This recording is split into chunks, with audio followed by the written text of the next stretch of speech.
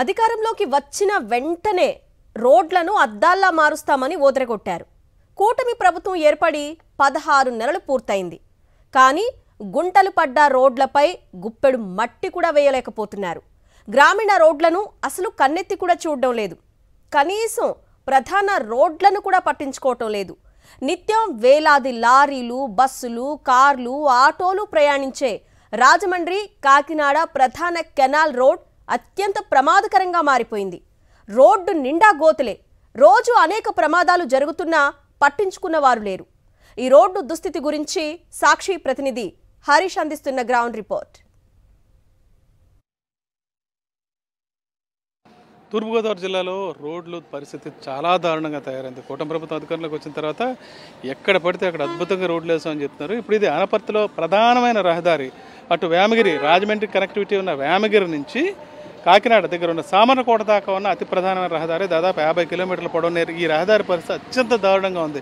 ఇక్కడ వాహనాలు అనపర్తి గ్రామం నుంచి మొత్తం ఈ వాహనాలన్నీ వెళ్లాల్సిన పరిస్థితి. ఆ వాహనాల దుస్థితి ఏ రకంగా ఉందో మనం ఒకసారి చూడొచ్చు. గోతుల్లోంచి బయటకు వచ్చి వెళ్లాల్సిన పరిస్థితి. చాలాసార్లు వాహనాల యాక్సిల్ కూడా విరిగిపోయే పరిస్థితి ఇక్కడ మనకు కనిపిస్తుంది. ఆర్టీసీ బస్సులు, ఇసుక లారీలు, మట్టి లారీలు, భారీ వాహనాలు సైతం ఈ రోడ్ల మీద వెళ్తున్నాయి. వాహనాలు, ద్విచక్ర వాహనాల మీద వెళ్ళే వాళ్ళంతా చాలా ఇబ్బందులు పడే పరిస్థితి. ఎన్నో యాక్సిడెంట్లు కూడా జరుగుతున్నాయి. అయినా సరే కనీసం ఇక్కడ రోడ్డు వేసే పరిస్థితి అయితే మనకి ఎక్కడ కనిపించట్లేదు. దాదాపు 18 నెలలుగా అధికారంలోకి వచ్చిన తర్వాత 16-18 నెలల నుంచి రోడ్లు వేసేసామని చెప్తున్నారు. రీసెంట్గా వచ్చిన వర్షాలతో పూర్తిగా దీనిపైన ఉన్న లేయర్ కూడా తొలగిపోవడంతో పెద్ద పెద్ద గోతులు దర్శనమిస్తున్నాయి. ఆ గోతుల్లోనే ప్రయాణం చేయాల్సిన పరిస్థితి ఏర్పడింది. దీనికి సంబంధించి ఇప్పుడు అనపర్తిలో ఇది ప్రధానమైన రహదారి. చాలా వరకు రోడ్లు ఇక్కడ 16 నెలల నుంచి ఇలాగే ఇదే పరిస్థితిలో ఉంది. వేసే ప్రయత్నం చేయలేదు అసలు. ఇదైతే మాత్రం పబ్లిక్కి చాలా ఇబ్బందికరంగా ఉంది సార్. ఇప్పుడు ఈ లారీలు కానీ ఇలాగా లాస్ట్ టైం కూడా ఈ రోడ్ల మీద వెళ్ళేటప్పుడు ఈ ఫ్యామిలీలకు కట్ట కూడా కింద పడిపోవడం అనేది, చాలా దెబ్బలు తగ్గడం అనేది కూడా చాలా జరిగింది సార్. ఏదేమైనా కానీ ఈ రోడ్డు చాలా ఇంపార్టెంట్ అండి. ఎందుకంటే కాకినాడ టు రాజమండ్రి వెళ్ళేది మెయిన్ రహదారి ఇదే సార్. దీనివల్ల ఏంటంటే లోకల్లో పబ్లిక్ ఎవరు వెళ్ళాలన్నా సరే మెయిన్ ఇదే రోడ్డుని చూసుకుంటున్నారు సార్. దానివల్ల ఏంటంటే ఎట్టి పరిస్థితుల్లో మాకు ఈ రోడ్డు కావాలి. సరిగా ఈ రోడ్లో వెళ్ళి ఆటోలు కానివ్వండి, వెహికల్స్ కానివ్వండి, మొత్తం అన్నీ కూడా ఎక్కడికక్కడ ఇరిగిపోయి అక్కడ ఉండిపోతున్నాయి. మళ్ళీ ఇంకా 4-3 సాయం పెట్టుకుని పక్కకి వెళ్ళాల్సి వస్తుంది. దారుణంగా ఉన్నా సరే ప్రజాప్రతినిధులు కానీ అధికారులు కానీ ఎవరు పట్టించుకునే ప్రయత్నం చేయలేదు సార్. అందరూ అయితే చెప్తున్నారు, కంపల్సరీగా మరి వాళ్ళు అర్థం చేసుకోవాలి సార్. కంపల్సరీగా పెద్ద గోతులు పడడానికి మెయిన్ కారణం ఏంటంటే ఎక్కువ హెవీ లోడ్ వెళ్ళి కారణం ఉంది ఈ రోడ్డుకి. పెద్ద వెహికల్ దీనికి వస్తున్నాయి. దీన్ని తొలగించి ఓన్లీ బళ్ళు, కార్లు వెళ్ళేలా చేస్తే మనకు రహదారి అనేది ఏది పాడవదు, నిలబడుతుంది. ఎక్కువ హెవీ వెహికల్ వెళ్తాం వల్ల ఇసుక లారీలు వెళ్తున్నాయి, మట్టి లారీలు వెళ్తున్నాయి, ప్రతి వెహికల్. అవునండి, అదే పెద్ద వెహికల్ ప్రతిదీ వెళ్ళడం వల్ల ప్రాబ్లం మెయిన్.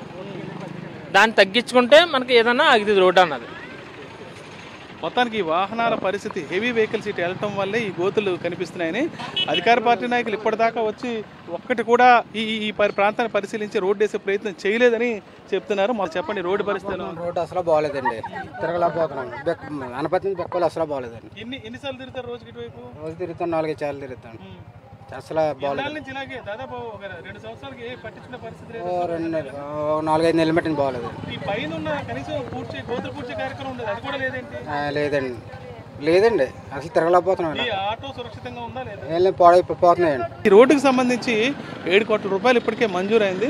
దాన్ని కూడా స్థానిక ప్రజాప్రతినిధి ప్యాచ్ వర్కులు చేసే కొనసాగిద్దామని ఆలోచనలో ఉన్నట్టు తెలుస్తుంది. ఎందుకంటే పూర్తి స్థాయిలో రోడ్డు నిర్మాణం జరిపితే తప్ప స్థానికులకు ఏమాత్రం ఉపయోగం కలిగే పరిస్థితి. మీరు చెప్పండి, ఎన్నో ఏళ్ళుగా దాదాపు 15-16 నెలలుగా ఈ ప్రాంతం అంతా రోడ్డు ఇలాగే ఉంది. లేరు వేసినా కనీసం గోతులో మట్టేస్తున్నారు, మళ్ళీ మామూలు అయిపోతుంది. ఇప్పుడు వర్షాలు పడితే పూర్తి కొట్టుకుపోయింది. చాలా ఇబ్బందులు ఎదురవుతాయని చెప్తున్నారు స్థానికులు.